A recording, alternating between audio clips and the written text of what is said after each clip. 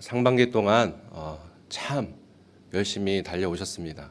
또 특히 7월을 비록 먼저 우리가 맞이했지만 이제 상반기를 마무리하는 이 기도의 저녁에 함께하신 모든 분들을 환영하고 축복합니다. 주님의 귀한 축복과 또 강권하심이 우리 모두에게 있기를 간절히 소망합니다. 여러분, 기독교에서 가장 중요하게 여기는 것이 있다면 혹시 무엇일까요? 네, 여러 가지가 있겠지만 여러 입술을 통해서 방금 제가 들었습니다. 네, 사랑이라고 해도 과언이 아닐 것입니다.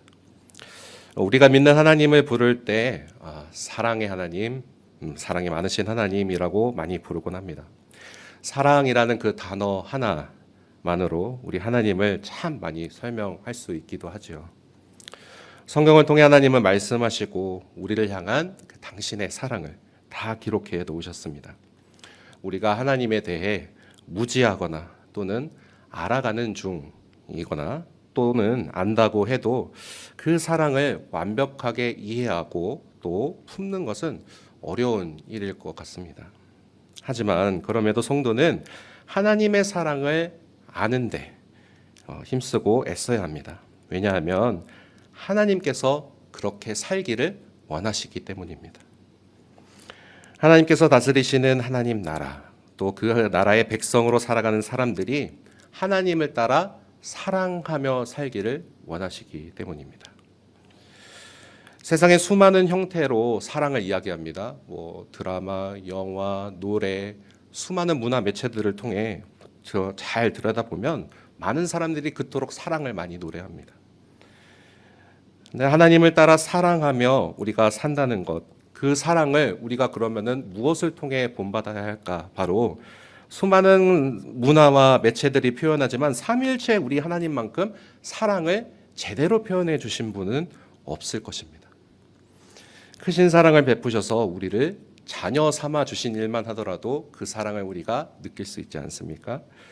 자기 아들이신 예수 그리스도를 죽음에 내어주셨기에 가능한 일이었습니다. 하지만 세상은 하나님의 자녀로서의 우리를 알지 못합니다. 하나님의 자녀가 어떤 자들인지, 그리고 그 특성과 삶의 본질은 무엇을 향해 나아가는지 무지하고 알지 못합니다. 그렇게 하나님의 자녀된 우리가 꿈꾸는 하나님 나라의 그 의와 거룩과 그리고 영광을 당연히 알지 못합니다.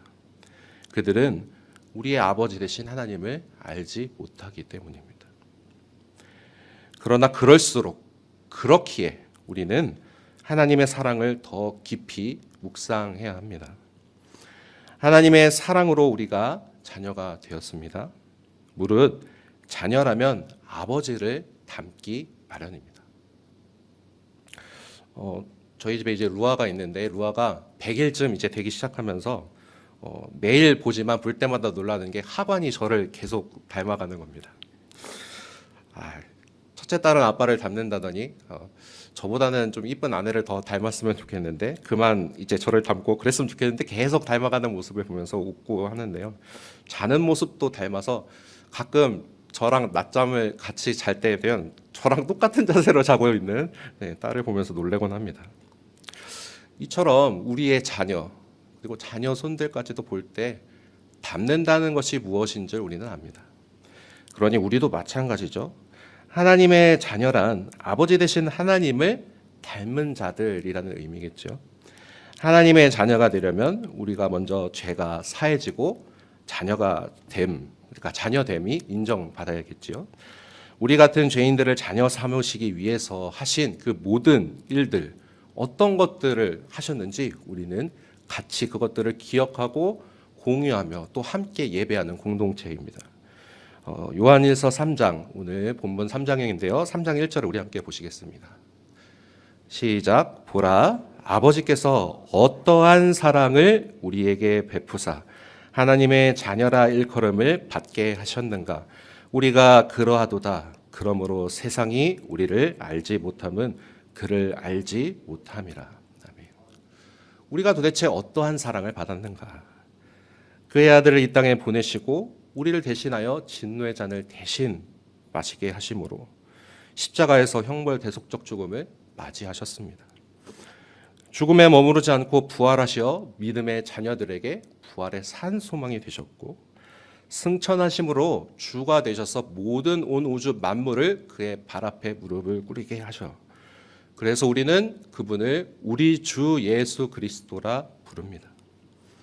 또한 약속대로 성령을 보내주셔서 성령 하나님을 통해 모든 믿는 사람들이 십자가의 은총을 믿고 나아갈 수 있도록 그 길을 환히 열어주셨습니다. 성경을 알게 하시고 예수를 주라 시인하며 고백하고 깨닫게 하시고 믿게 하셔서 우리는 예수와 연합하여 예수 그리스도와 연합하여 그분이 가진 모든 능력과 권세와 은혜를 우리가 모두 참여할 수 있도록 그렇게 자녀 삼아 주셨습니다. 또한 우리가 이렇게 함께 모여 기도하고 부르짖을 수 있는 것은 그리스도의 영, 아들의 영, 양자의 영이신 성령님을 통해서 우리가 하나님의 자녀됨을 알아 그 자녀됨을 또한 힘입어 하나님을 아빠, 아버지라 부를 수 있게 된 것 아닙니까? 복음의 일부분을 짧게 요약했지만 이 모든 것을 생각할 때 도대체 하나님 아버지께서 우리에게 베푸신 그 어떠한 사랑, 그 어떠한 사랑이 얼마나 크고 놀랍고 신비로운지 우리는 생각을 안 할 수가 없습니다.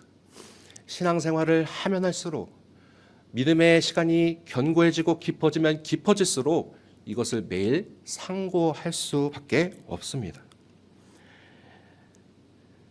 하나님 자녀되기 이전의 삶을 한번 생각해 본다면 그 이전의 삶이 얼마나 비천했습니까?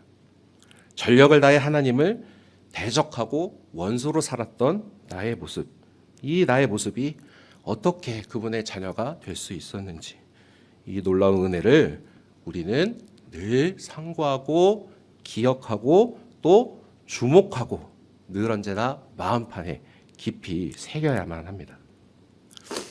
그런데 말입니다. 여기까지는 많은 그리스도인들이 또 알고 기억하며 함께 살아가기로 애쓰기는 합니다. 그러나 우리는 여기에 머무르지 않고 더 나아가야 합니다. 분명 우리 주님이 재림하시는 날 우리도 그와 같이 신령하게 변화될 것이라 믿습니다. 분명 우리는 우리 주님이 그러하셨듯이 그분의 영광과 그리고 거룩함과 의로움에 함께 힘입어 변화될 것입니다. 그래서 2절을 보시면 하나님의 자녀로 일컬음 받는 우리가 장차 하나님의 아들이신 예수 그리스도와 같게 될 것이다 라고 기록합니다. 죄인된 우리를 왜 자녀 삼으셨는지 이것이 하나님의 뜻이고 또 자녀 삼으신 목적이 있습니다.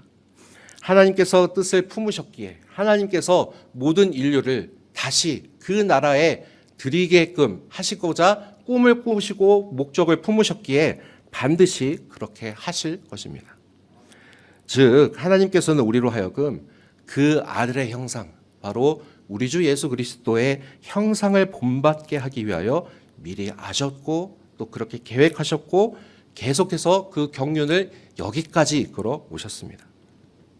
그러나 우리가 분명히 알아야 할 것은 예수 그리스도와 같아지는 것이 먼 훗날 갑자기 짠 하고 되는 게 아니라 지금부터입니다.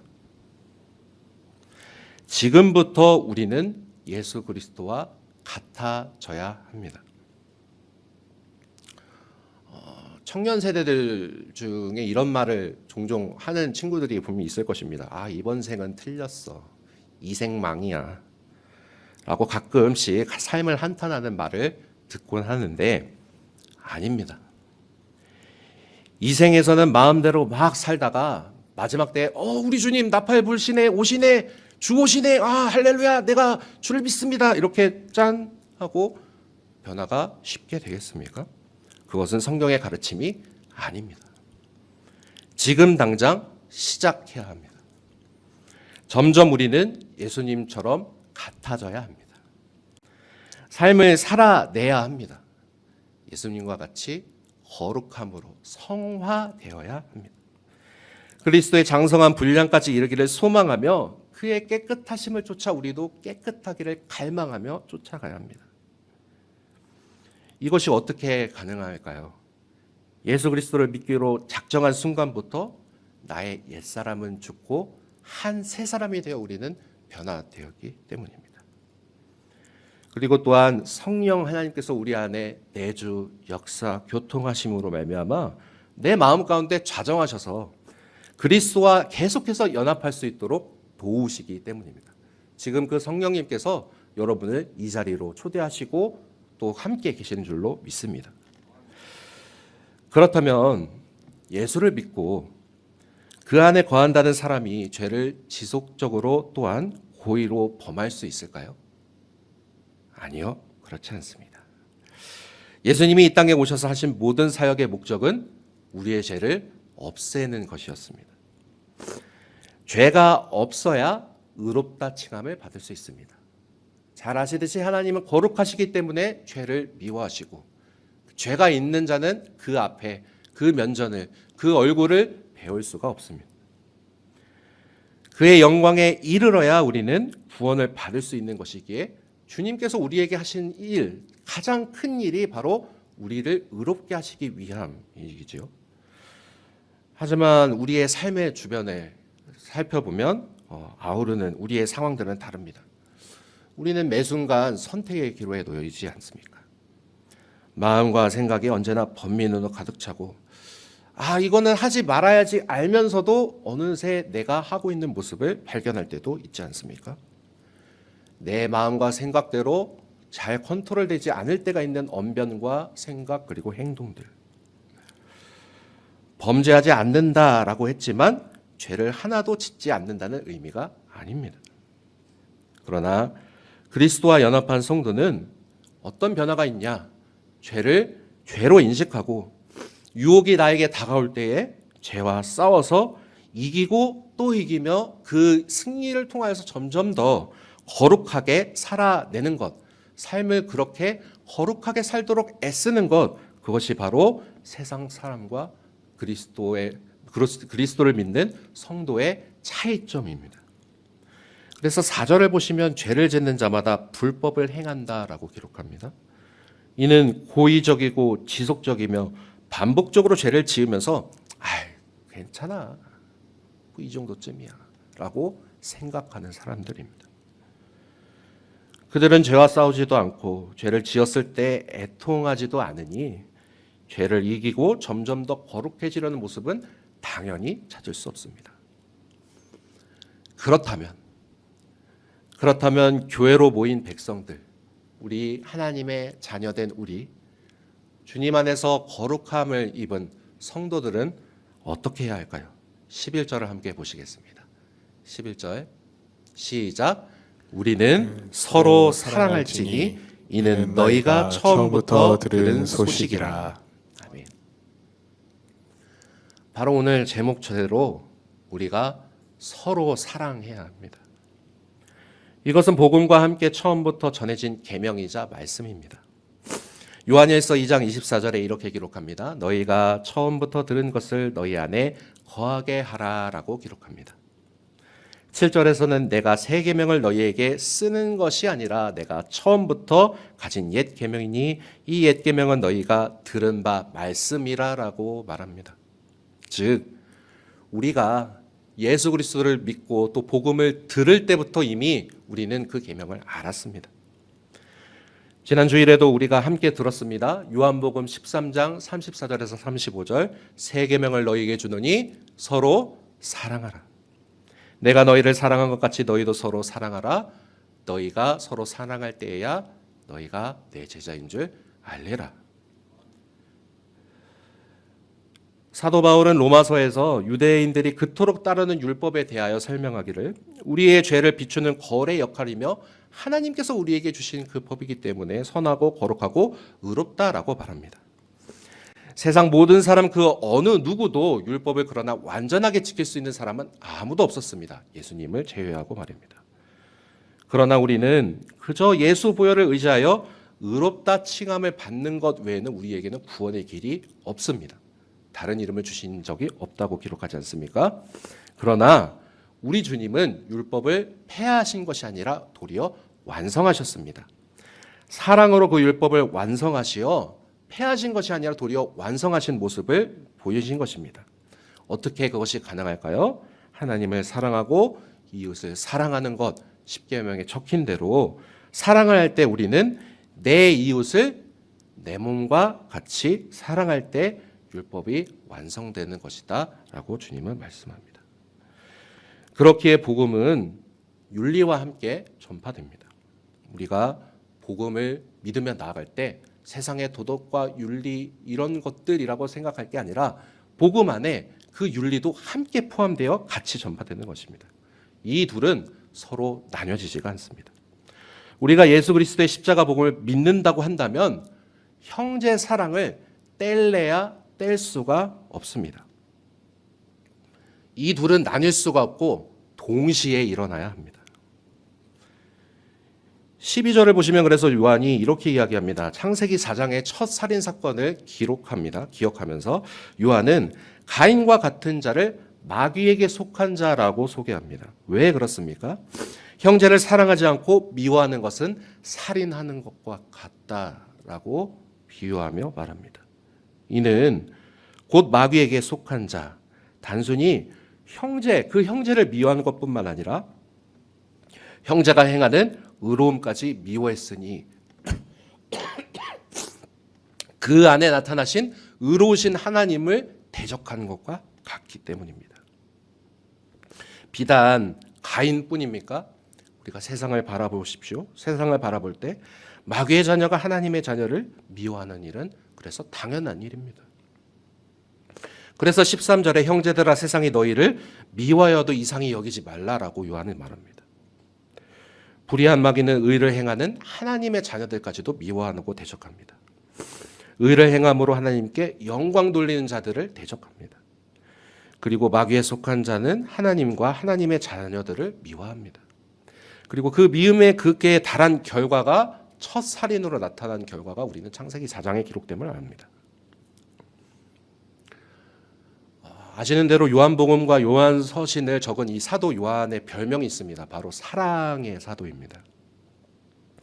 그리고 그가 오늘 우리에게 전하는 내용의 이 핵심도 바로 사랑입니다.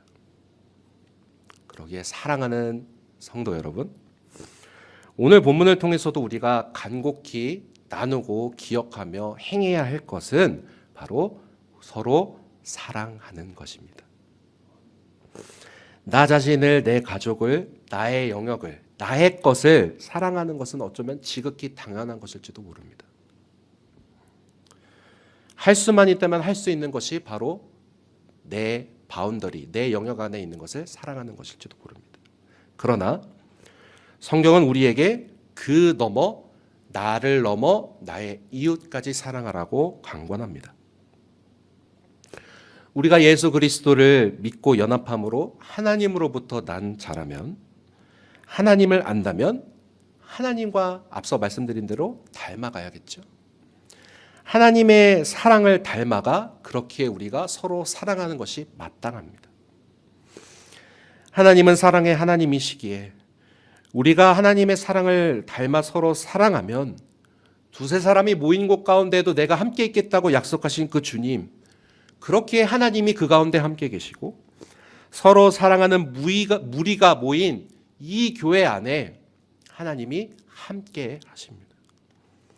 그를 통해 우리가 살면서 하나님을 한 번도 본 적이 없으나 저기 하나님이 계시다. 우리가 함께 볼 수 있고 세상이 교회를 통하여 하나님을 볼 수 있습니다. 그래서 교회를 이 땅에 세우신 이유는 하나님 나라의 모형으로서 하나님 나라를 나타내라고 교회를 이 땅에 세우신 것입니다.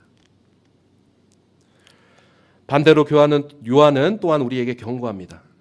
하나님을 알고 믿는다고 하면서 우리가 사랑하지 않는다면, 새 계명으로 주신 서로 사랑함을 나타내지 않는다면 거짓말하는 자요 진리가 그 안에 거하지 않는다라고 말합니다. 이 얼마나 무서운 말씀입니까? 나더러 주여 주여 부르짖는 자마다 주의 얼굴을 배우는 것이 아니라는 말입니다. 교회 안에서도 얼마든지 바라고 그리던 천국에 그토록 가기를 원하지만 모두가 다 갈 수 없다는 뜻이 됩니다. 혹 우리가 평생을 신앙생활을 했고 봉사를 그 누구보다 얼마든지 열심히 땀 흘려 했다 하더라도 그 안에, 우리 안에 서로 사랑이 없다면, 하나님을 닮은 사랑함으로 그 사랑함이 없다면 어둠 가운데 있는 자라고 요한은 경고합니다. 그래서 또한 바울은 이 사랑의 신비를 갈라디아서에서 이렇게 이야기합니다. 갈라디아서 5장 13절 14절을 함께 읽겠습니다. 시작. 형제들아, 너희가 자유를 위하여 부르심을 입었으나 그러나 그 자유로 육체의 기회를 삼지 말고 오직 사랑으로 서로 종로를 타라. 온 율법은 내 이웃 사랑하기를 내 자신같이 하라 하신 한 말씀에서 이루어졌나니. 아멘. 그렇게 간절히 바라기는 우리로 자유의 존재, 죄와 사망의 굴레에서 벗어나 하나님 나라의 백성, 하나님의 자녀로 부르신 예수 그리스도를 신실하게 따르고 순종하며 나아가는 우리 모두가 되어지기를 소망합니다. 주님이 우리에게 무엇을 가르쳐 주셨습니까? 하나님과 우리 사이의 담을, 사람과 사람 사이의 관계의 모든 담을 자기 육체로 허시고, 그리고 율법을 단 하나의 사랑으로 완성하시고 몸소 본으로 보여주신 바로 서로 사랑입니다. 우리 안에 예수 그리스도의 마음을 품기 원한다고 이 시간 기도하기 원합니다. 나의 나된 모습 그대로 사랑하신 주님의 그 사랑을 본받아 나도 사랑할 수 있기를 간절히 소망합니다. 주의 말씀 앞에 순종하며 서로 사랑하겠다고 다짐하는 이 밤이 되기를 간절히 축복합니다. 기도하겠습니다. 주님, 우리에게 몸소 보여주신 사랑, 나는 지금 사랑하고 있습니까? 나의 지경을 넓혀주셔서 나의 것을 넘어 내 이웃을 내 몸과 같이 사랑하는 그 사랑함을 살게 하여 주옵소서. 예수님의 이름으로 기도드리옵나이다.